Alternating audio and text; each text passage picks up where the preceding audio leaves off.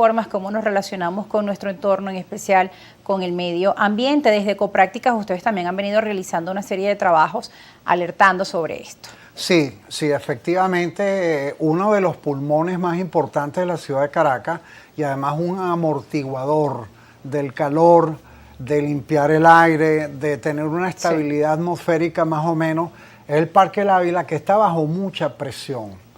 ¿Por qué? Porque, por ejemplo, hemos visto que con las actividades que se han generado en el Hotel Ávila y en la parte superior del teleférico, hay problemas como se utilizan luces láser de gran potencia, hay equipos de sonido con muy alto volumen. Todo esto es contaminación visual y sónica. Pero además recientemente hubo un quiebre de una de las cañerías de agua servida que muy diligentemente el ministro del MINEC, ¿verdad?, logró que se resolviera porque se había encharcado todas las zonas por donde van los excursionistas con agua servida. Ahora, la gran pregunta es, ¿a dónde iban o van a parar esas aguas servidas del Hotel Humboldt? ¿Hay un pozo séptico, un pozo que limpie esas aguas antes de que vayan a parar al resto del Parque Nacional? ¿Por qué se permiten actividades que están reñidas con el reglamento de parques nacionales? Entonces hay una serie de actividades comerciales que están totalmente reñidas con esto. Inclusive ahorita hay una gran discusión sobre el uso de las bicicletas en el Ávila que todavía el decreto de Parque Nacional prohíbe, y quizás ahí yo, por ejemplo, no soy radical. Habría que estudiar qué impacto real tienen las bicicletas comparado con los senderistas.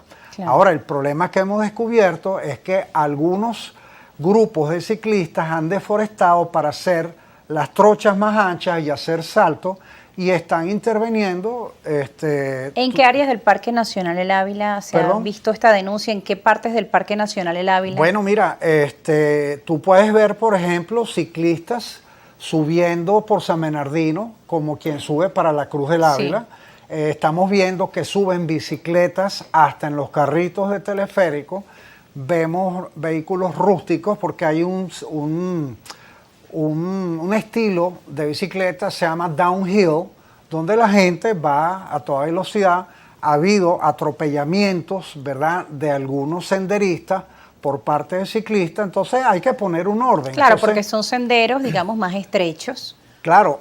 Para que llegue la gente a caminar con su familia. Ahora, claro, además tú no estás esperando que venga una bicicleta a 30, 50 kilómetros por hora sin hacer casi ruido, pero que además en algunos sitios han abierto la trocha, claro, impactando a la vegetación de allí. Y por supuesto, todo eso tiene un impacto en la biodiversidad, tiene impacto en que cuando llueve hay erosiones, eso puede llegar a producir hasta deslaves. Repito, yo no sé si el caucho de la bicicleta es igual o más dañino que los senderistas, habría que estudiarlo como todo, pero lo que sí es que ha habido algunos grupos, ¿verdad? Bueno, primero que está fuera de la ley, porque el reglamento lo dice claro, y segundo, hay algunos grupos de esos ciclistas que han abusado al intervenir un parque nacional. Claro, además, cuando visitan grupos, por lo general son unos 20, 30 ciclistas, muchos suelen ir, digamos, en grupos para hacer esta actividad en el Parque Nacional El Ávila, por ejemplo. Además, también preocupa las construcciones que se han venido desarrollando, por ejemplo, en el área de Galipán. Cada vez hay más posadas restaurantes, ¿no? Construcciones que, bueno, no estábamos quizá acostumbrados a ver tantas construcciones dentro del Parque Nacional El Ávila, a pesar de que el pueblo de Galipán es muy antiguo. Hay pequeñas posadas, pero ahora estamos viendo construcciones quizá un poco más grandes, ¿no?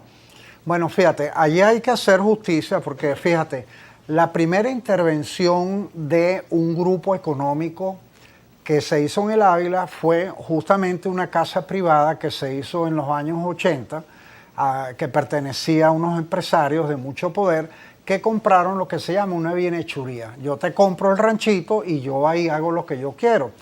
Esa es la modalidad que se está usando. Sin embargo, hay algunos habitantes de esta zona de Galipán que son originarios de allí, que en sus propias casas están haciendo unas posadas. Eso, si ellos mantienen un cuidado y un respeto al ambiente, no es necesariamente malo.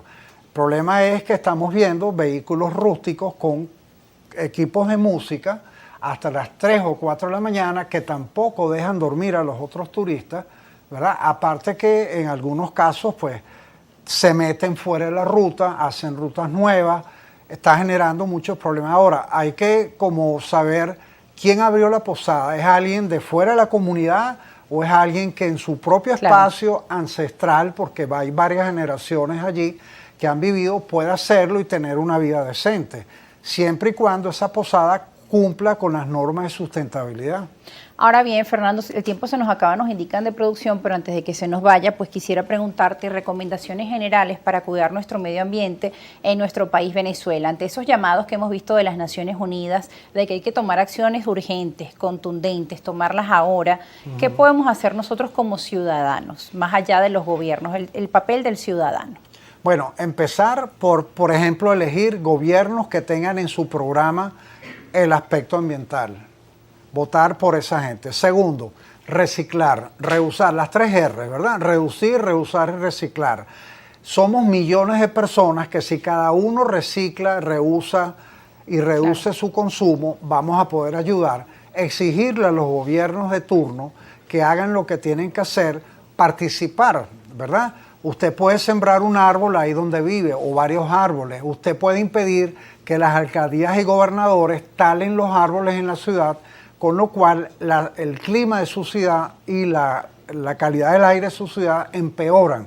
Entonces, participación es la clave para que esto se arregle, porque no podemos esperar a que los políticos de todo el planeta ni los gobiernos terminen de actuar, porque hay mucho interés económico detrás de estas cosas, como las grandes petroleras, las grandes industrias, que entorpecen, por ejemplo, la transición energética que se está tratando de hacer, que ahorita está más grave la situación por la guerra de Ucrania.